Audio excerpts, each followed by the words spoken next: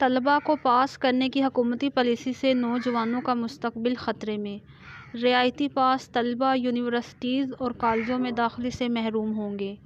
تفصیلات کے مطابق رعایتی نمبروں سے پاس شدہ طلباء کو ای گریڈز ملیں گے اور اس حوالے سے تعلیمی بورڈز 33% نمبرز پر طلباء کو ای گریڈ دیں گے۔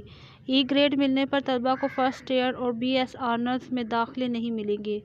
رعایتی نمبر سے پاس ہونے والے طلباء کی اسناد پر رعایتی پاس لکھا جائے گا اور رعایتی پاس ہونے والے لاکھوں طلباء کی اسناد کی کوئی وقت نہیں ہوگی۔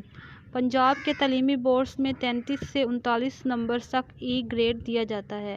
گریڈز کے تحت پاس طلباء کے لیے یونیورسٹیز میں داخلوں کی پالیسی تشکیل نہ ہو سکی۔ یاد رہے بین الصوبائی وزرائے تعلیم کانفرنس میں 10ویں اور 12ویں کلاس کے تمام طلباء کو پاس کرنے کا فیصلہ کیا گیا تھا۔ فیل ہونے والے طلباء کو رعایتی 33 نمبر دے کر پاس کرنے والے، جبکہ کورونا صورتحال کے باعث دوبارہ فوری امتحانات ممکن نہیں۔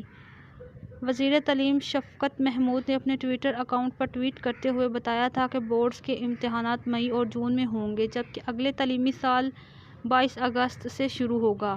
اے اور اے لیول کے امتحانات سمیت جامعات کے امتحانات اپنے شیڈول کے مطابق ہوں گے۔